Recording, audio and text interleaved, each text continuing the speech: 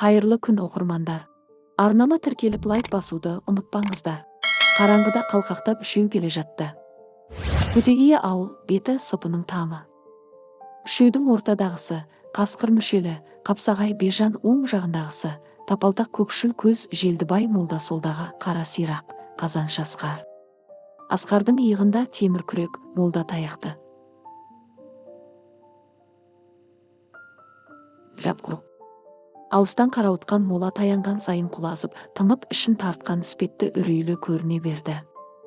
Ай туған жоқ, аспан бұлт, күн желтең. Моладан оқта текте шық еткен күйкентай дауыс Асқардың жүрегін дір еткізді, екеуінің артын ала берді. Оқ бойы жер қалғанда Желдібай шарт жүгініп отыра қалып, желмен бірге күбірлеп табарақты жіберді. Даусы дір-дір етеді, молданың даусына моладағы аруақтар үн қосқан тірізденеді. Асқар алаң-бұлаң секемалданып қарап қояды. Желдібай аятын орталаған кезде Бижан Асқарды түртіп қалып, моланың үңірейген есігін нұсқап еді, Асқар Бижанның артына ыршып түсті. Молда аятын жаңылып сасқалақтап қолын көтерді. Бетін сипар-сипамаста Бижанға қарап, «Өй, сайтан-ай!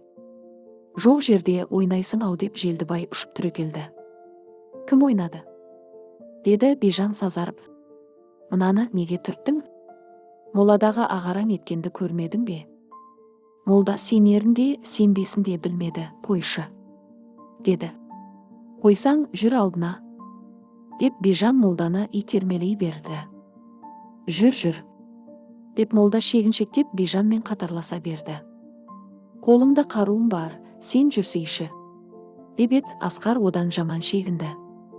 Бижан молдаға қарап, моланың ішінде жаназа оқып жатыр десе, қандай қаздаңдар едің? «Сендер өліктен қорқасыңдар ма? Жүр ида» деді. «Қалжыңды қоя тұршы, жүр» десіп бірін-бірі итермелеп моланың аузына келді. Бижан молдаға қарап, «Кір» деді. «Жасың үлкен, өзің кір. Маған бас тартқалы жатыр ма? Жаным айтысқалы келіп бе едің? Кіретін болсаң, кірсейші». Молда басыңмен сен неге кірмейсің? Қияметте сен бізді қалай бастайсың? Осы жерде қорқып өліп барасың. Молда сөз табалмай міңгірлей берді. Кірсе жұтып қоятындай. Мола қап-қара аузын ашып үңірейіп тұр. Бижан молданы жағасынан алып, ала тайыншаны бересің бе? «Кірейін» деді. Неге берем? Ұлбосынды бір түн бересің бе? Мен құтырдым ба? Ендеше мына аруақтардың алдында иманыңның қақ жарымын беруге ант қыласың ба? «Астапыралда» деп молда жағасын ұстай алды. «Өй, тіңір алсын» деп Бижан жағасын қоя беріп молаға кіріп кетті. Оның артынан ана екеуі де кірді. 4 құлақты шағын ғана кірпіштам еді. Қап ортадағы көрдің бет тасы опырылып, ішіне түсіп қақолдың аузындай түк басып тұр. Кейбірі көр жер болып, үстіне шөп шығып кетіпті. Жас адамның көрі болса керек, топырағы келте көрінеді, басына шаншылған жалғыз тал, күлтелі ағаш боп қалыпты. Опырық көрдің аяқ жағынан өтіп, үлкен қоңыр көр мен қабырғаның арасындағы мая жон жас топыраққа келіп, Бижан тоқтады. «Қазаншы Асқарға, айда, күре» деді. Қиыршық топырақты ақ күрек шықырлатып лақтыра бастады. Бижан молаға сүйеніп тұрып, молдадан шариғат сұрауға айналды. «Молдеге, осы жауап алатын періште қашан келеді? Көмушілер 40 қадам шыққан соң келеді. Сонда не шаруаңыз бар еді?» деп сөзді біз бастаймыз ба? «Отағасы, басыңды көтер» деп олар бастай ма? Ол арасын Алла білмесе, кім біледі? Желдібай қысылып қалды, жауап бере алмады. «Жан, деп бір қойды. «Сонда басымызды көтеріп, адам сияқтанып сөйлесеміз бе? Жоқ, сынған аяғымызды жимай, сіресіп жатамыз ба? Басымызды көтеріп жауап берсек керек. Алла өзі сақтасын, қабір азабы бауылден болады дейді екен кітапта». «Бауыл дегеніңіз немене?» «Бауыл деп сідікті айтады, тінге інжіс тигізу кіру дегеннің несі сол. Дұрыс, борбайға сорғалату жарамайды екен ғой». «Жарамайды. Басты көтеретін болдық қой. Сонда кебінімізді ашамыз ба? Жаңа түскен келіндерше бетімізді бүркеп отырамыз ба? Желдібай бүгіліп қалды. Итсе де, бетті бүркеп сөйлесу ақылына сыймады ма? Қалай, жүзіміз ашық болу керек, солай болса керек деп өз шариғатын бата. Көрде жатып қайта тірілетін болдық қой. Иншалла, қайта тірілеміз. Жауабымызды беріп болған соң, жанымызды ілгі екі періште алама. Жоқ, мына кісінің жанын алып берміші деп Зірейілді тағы шақырама. Ол арада Зірейіл қайта келеді деген сөз кітапта айтылмайды. Алланың пұрманымен жаны өзі шығатын болар. Ал ғия-бели, күнекер болып жүрмейікші. Малай бет тасқа жеткенше Бижан молданы мүңкір-мүңкірден кем тергеген жоқ. Күрзі неше пұт болады? Құлаштай ұрама. Тар көрде құлаштай алама. Көр қысқанда періштелер неғып қысылып қалмайды. Көрді қысатын кім? Көр басында неше жыл жалаңаш отырамыз. Не күзетеміз? Нені қорек қыламыз? Неғып сүп өлмейміз? Қасқыр жеп қоймай ма? Олар қайда кетеді? Періште ақы, пара алама? Ойнас қылама? Олар неғып көбейген? Сақалдың талы сайын періште болса қай жерге сыйып тұрады? Беттен де кішкене болғаны ма? Осы сияқты сұрақтар мен Бижан молданың есін шығарды. Желдібай түркілік қана сауаты бар шала молда еді. Шала молда түгілі, бекең түбі жоқ терең молдаларды да талай састырған, сөзбен қамаған. Бұл Бижан оқымаған қарапайым адам. Бірақ тоқығаны көп, тәжірибеге, ақылына сүйенген адам.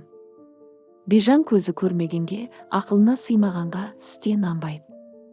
Ол дін тұтпайды, намаз оқымайды, ораза ұстамайды, пайғамбарды өзіміз сияқты қара кісі болыпты.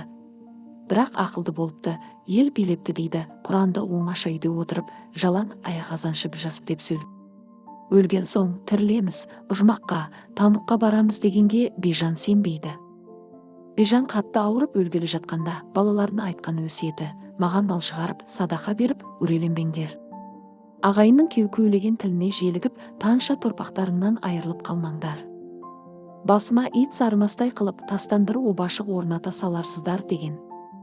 Мылжың, мақтаншақ адамсыған, шелтеген кісімен, ақымақпен, қожа, молдамен Бижанның қаны үш. Оның тілі удан ашы күлдірмей, сықақ қылмай сөйлемейді, от ауызды, орақ тілдігінен ағайынға да сүйкімсіз. Жігіт кезінде балуанда, би де, шешен де болған. Өткенін айтып, істе мақтанбайды. Жасы 60-қа келсе де, босағасынан бір бүркіті кетпейді.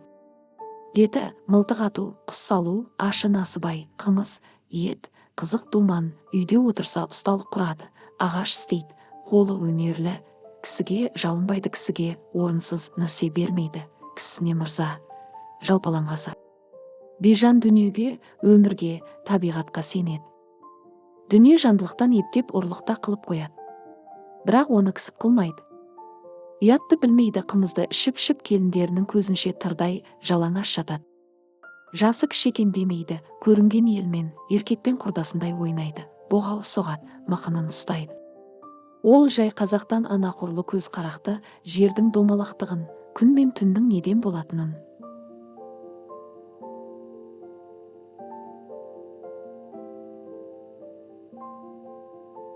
Жел, жаңғыр. Бақсы балгерге сенбейді. Оқыған діргерге сенеді. Бір талай аурудың емін біледі, адамның денесі қалай жаралғанын, термен дем алатынын, таза ұстау керек екенін, суықтан сақтану шарасын жақсы тоқыған. Қалжыңшыл, бейпіл тіліне, дінсіздігіне, депсіздігіне қарап, жұрт оны надан, жынды дейді. Ол не айтса күледі, оның сөзін елемейді. Бірақ Бижан жынды емес, нағыз дана адам. Қына, енді қайтеміз? Деп малай маңдай терін бір сыпырды. Қайткен несі? Қопар. Деп Бижан молданы түртіп сыбана бастады. Үшеулеп бет тасты бір-бірлеп қопарып алысты, көрдің ішіне саулаған құм қайрақ ақ кебінді теңбіл ала қылып жапқан, үш жерден қылбуыт құп байлаған, сүйегі білеуленген, іші кепкен, сасыған өлі көр түбінде түсек болып жатыр. Бижан Асқарға түс, деді. Басын шайқады. Түс, деді молдаға. Көнбеді. Екі қолымен көрдің екі ернеуіне асылып, аяғын талтайтып Бижан көрге түсті. Күректі қолына алды, бас жағына бар, деді. Көрге еңкейіп үңіліп қарады. Молда, деді. Немене? Бетін ашады, белін шешет дегенің қайда?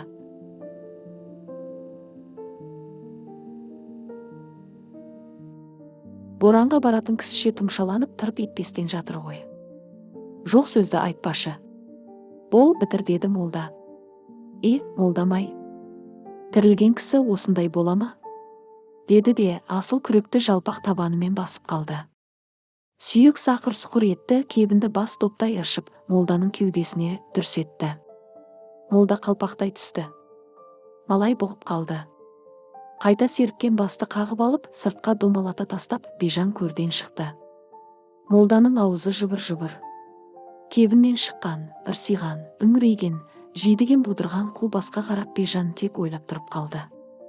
Ақтарылған, қарауытқан, опырылған көр, жыртылған кебін, домаланған ақсақалды атайдың басы, өлдеген жел, құлазыған мола, алласына сыйынған екі адам Бижанды да аз ойландырды.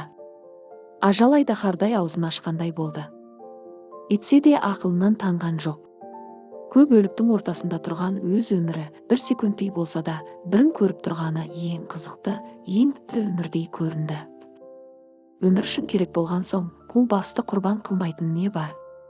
Деген ойсап етіп тағы келді. Басты етегіне орап алып шықты.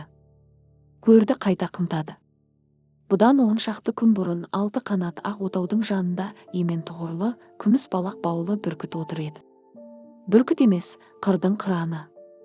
Қапсағай, жебелі саусақ, жез тырнақ. Қайқы жауырын, қарашегір, қанды көз, орақ тұмсық, делден танау, балуан балтыр, еңкіш еңсе, мұз балақ, үш түлеген тас түлек. Жасыл айдарлы қызыл сауыр томағасын, көк найзалармен сарт-сұрт қағып, қыран үміліп, қомданып, қызыл түлкісін аңсап құшақ-құшақ деп шаңқ-шаңқ етер еді. Бұл жануар не іздеп талпынып тұр?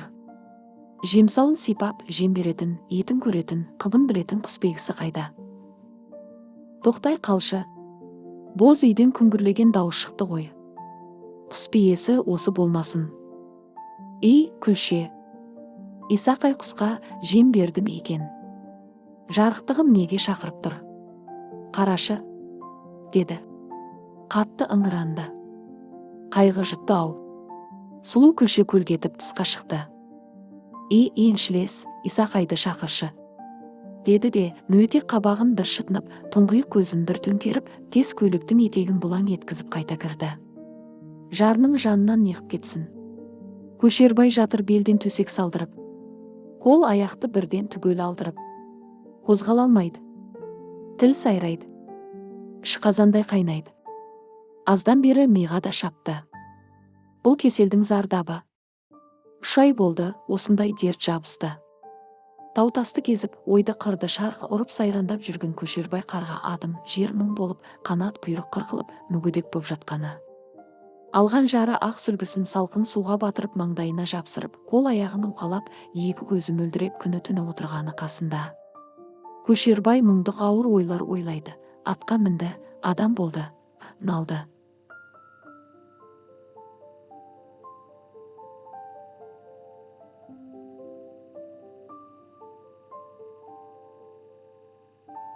Сөйді. Мылтық атты, ит жүгіртті, құс салды, жүрді, тұрды, сау құрды, сондадағы жас өмірдің қызығына тоймы. Бұл өмірді сүрген сайын арманнан арман туады. Арманды арман қуады. Ол арманды көксемесе Көшербайдың өлгені. Бөгде ауылдар қиқу салып жайлауға көшіп жатқанда Көшербайдың ауылы отыр көше алмай. Қаратайын қайындатып қызығын үні көрген жоқ. Қарабегі қалада жүр, білім алып, өнер тауып, жетіліп елге елген жоқ. Кенже асау қара балапан, оны баулып, оқуға ілі берген жоқ. 5 жылқысы барымтадан қайтқан жоқ. Қайдан қайтсын? Ағайын, туған намысқа қызып жатқан жоқ. 6 ай мінсе арымайтын, құс салатын кер аттың лауға мініп арқа басы ошақтай боп, қал жуырлы байлаулы тұр белдеуде. Белді ауылдар шабындыны жеп кетті. Қарсы тұрып қайрат қылар дірмен жоқ. Қара бүркіт қақылдап тұр жем тілеп. Қара мылтық қара дүре түбінде, оны алып, жарыққа салып, жем атарға пірмен жоқ. Осыларды ойлап Көшербай жатыр арманда. Көзің көріп, ішің біліп, істеуге мұршаң келмесе, күйіктеулі сен бір қошқар, одан қорлық не бар дейсің жалғанда. Ой, дүние-ай, 15 жыл өмір сүрер ме едім. Қарабектің жетілгенін, адал сүт емген ұл болғанын көрер ме едім. Үшкемеңгер ұлдарым тұрса сайдауыт, жерімді жеп, малымды алған, басынған тұспандарымның зорлығына көнер мейім. Бұл кеселдің беті бермен қараса, бұл білегім көтеруге жараса, тамырда қалған тегеурінді тағы бір сынап қарар ем. Жер жанышқан ер жүрегім көкірегіме сыймас ет, тұла бойым намыс кернеп, желді күнгі өрттей жанар ем. Алсар ем, шабысар ем, арбасар ем. Үндегендердің жағасына жармасар ем, елдігімді тұспаныма білегіммен білдіріп, теңдігімді тізелесіп алар ем. Сонда менің басыма бақ, қолыма қыран қонар еді. Күлше жанай, кісі қара көрінбей ме? Тысқа бір шығып қарашы. Күлше жаны күн астына көз салды. Көзін салды, көп қадалды, сарғайды. Күн астынан шаң көрінсе, шаң ішінен жан көрінсе, жарылар ма еді жүрегі? Аңшы, мерген, бақсы, туып қожа, молда, ақын, ұры қолға тұрмас кезбе. Күлше жанның көп күткені осылардың бірі ғой. Басым, шағып барады. Найзаменен соғып барады. Ой Күлшетай-ай, ақылымнан жаздым ғой, деп Көшербай ауық-ауықталады. Сорлы Күлше дамыл таппай күн астына қарады. Қараудан да қамықты. Күннен күнге дерт меңдетіп Көшербайда дамықты. Дамыққан сайын сұлуы да жабықты күйді, жанды, тартты, азапты, тамықты.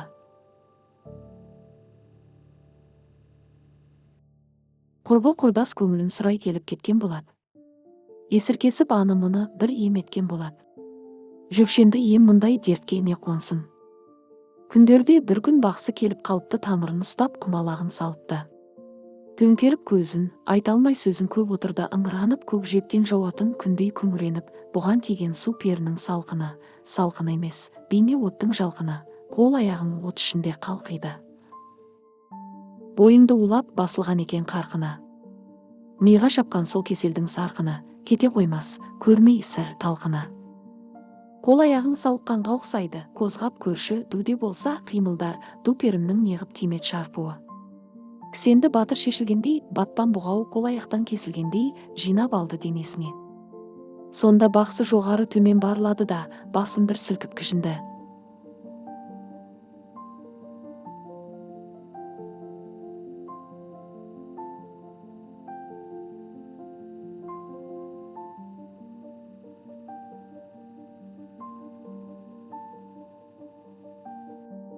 Бас шынымды жабармын, жайыңды сенің табармын, баспен сені қағармын, деді. Манағы бас осыған керек боп еді.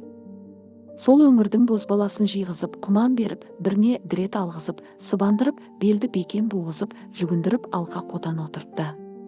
Көшербайды қақ ортаға салғызды. Елдерді үй маңынан бездірді. Кетпен шотты жанған отқа қыздыртты.